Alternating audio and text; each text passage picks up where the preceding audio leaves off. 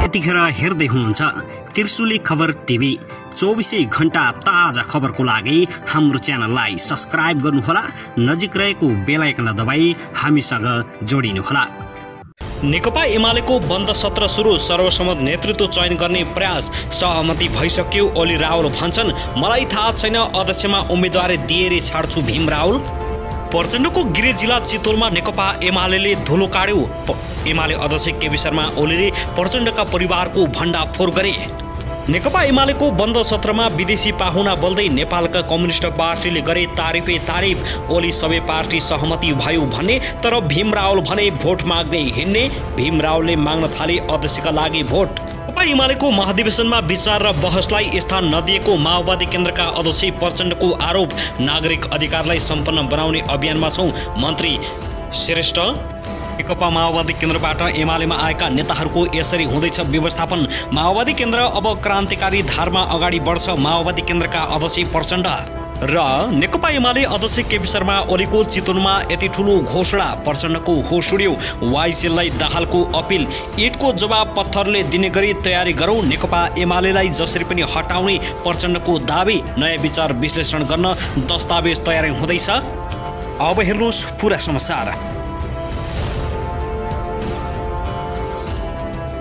दर्शकबिन नमस्कार, तपाईहरुलाई हार्दिक स्वागत छ हाम्रो च्यानल त्रिशुली खबर टिभीमा। यदि हाम्रो च्यानललाई अहिलेसम्म सब्स्क्राइब गर्नुभएको छैन भने सब्स्क्राइब गरी नजिक रहेको बेल आइकन दबाई हामीसँग जोडिनुहोला।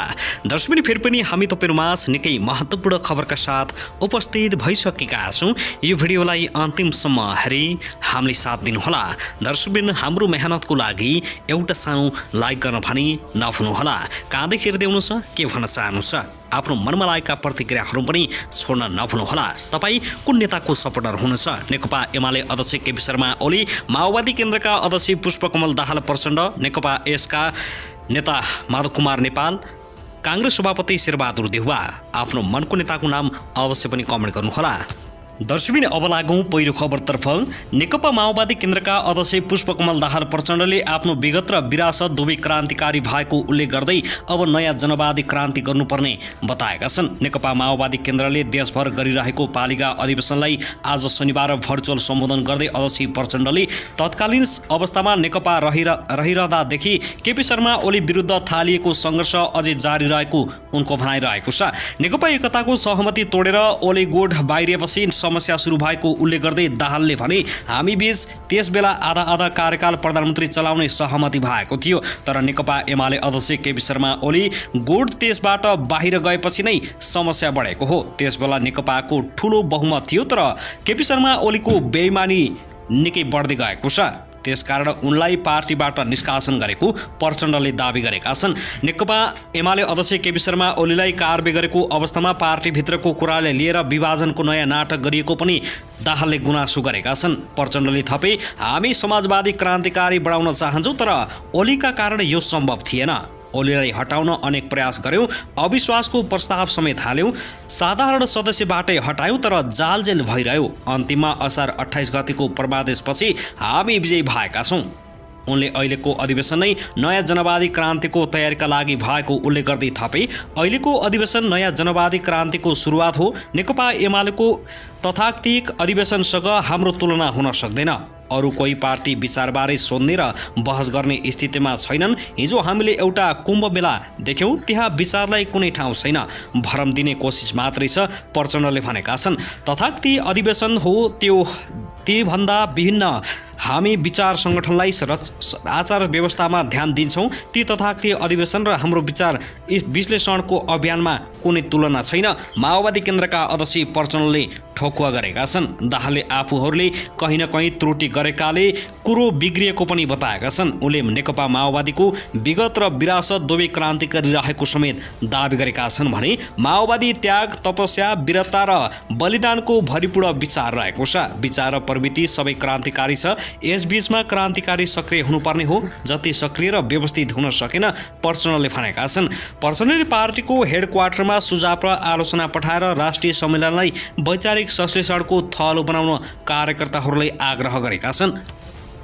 त्यसैगरी यता भने नेकपा एमालेको अध्यक्षमा उम्मेदवारी दिएका उपाध्यक्ष भीम रावलले 10औं महाधिवेशनबाट सर्वसम्मत नेतृत्व चयन गर्ने प्रयास भइरहेको बारे आफूलाई थाहा नभएको बताएका छन्। आज शनिबार दिउँसो सौराहामा सुरु भएको बन्द सत्रमा सहभागी हुने क्रममा सञ्चारकर्मीसँग कुरा गर्दै भीम रावलले अध्यक्षमा आफ्नो उम्मेदवारी कायम रहेको बताएका हुन्। नेकपा एमाले अध्यक्ष केपी शर्मा ओलीलाई अध्यक्षमा सर्वसम्मत हुन रावलले चुनौती दिएका छन्। आफू र अरू पदाधिकारी पनि सर्वसम्मत बनाउन ओली लागि परेका छन्। मलाई त सर्वसम्मत बनाउन प्रयास भएको थाहा छैन, अध्यक्षमा मेरो उम्मेदवारी कायम छ, भीम रावलले दाबी गर्दै र ओलीलाई चुनौती दिँदै भनेका छन्। रावलले बन्द सत्रमा सहभागी भएका प्रतिनिधिहरूसँग अध्यक्षमा भोट दिन समेत माग गरेका छन्। यसअघि सर्वसम्मतिमा नेतृत्व चयन गर्न सजिलो होस् भनेर केपी शर्मा ओलीले पदाधिकारी र केन्द्रीय सदस्य थप्ने प्रयास गरेका थिए।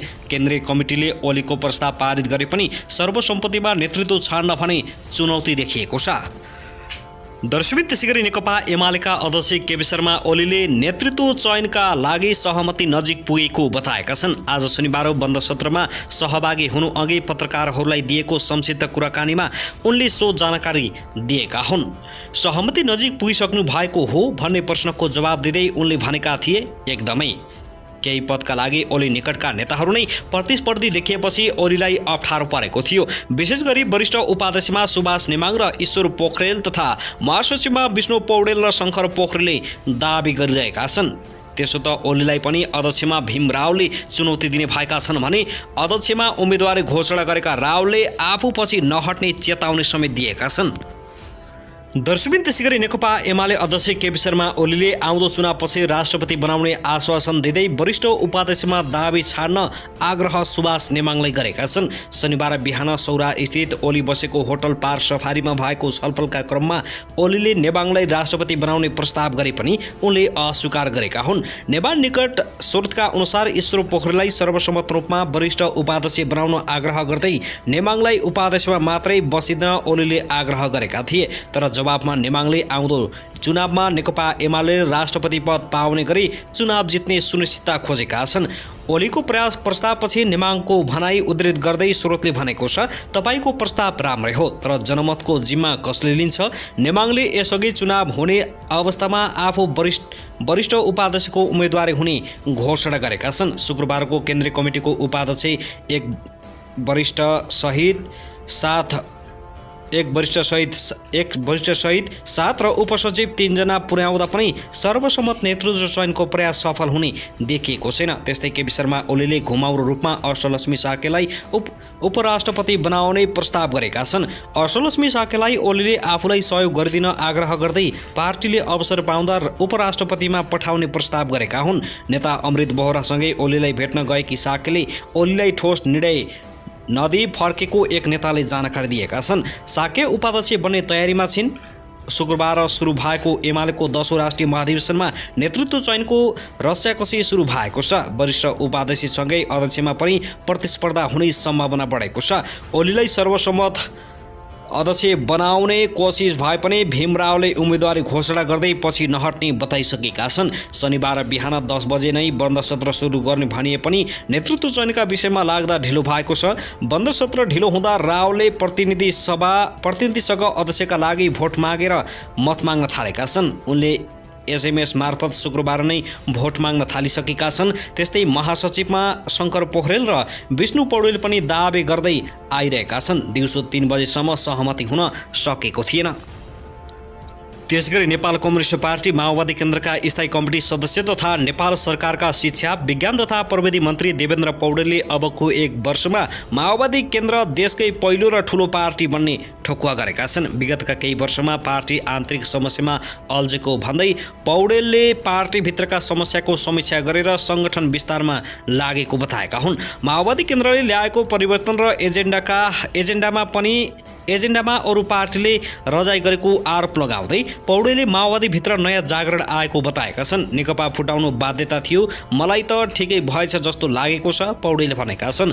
अहिले हेर्नुहोस् त हाम्रा साथीहरू देखिन थाले, सङ्गठन हुन थाले। समावेशी राज्य व्यवस्था पार्टीको एजेन्डा भए पनि पछिल्लो समय माओवादी सकियो भनेले नै त्यो एजेन्डा आफ्नो भएको यस्तो प्रचार गर्ने गरेको आरोप लगाएका छन्। माओवादी केन्द्र जैमिनी नगर कमिटीको पहिलो अधिवेशनको शनिबार कुस्मी सेरामा उद्घाटन गर्दै पौडेलले पार्टीमा नयाँ जागरण आएको बताएका छन्। विचार मिल्नेसँग एकताको सम्भावना कायम रहेको भन्दै पौडेलले त्यसका लागि माओवादी केन्द्रले नेतृत्व गर्ने दाबी गरेका छन्।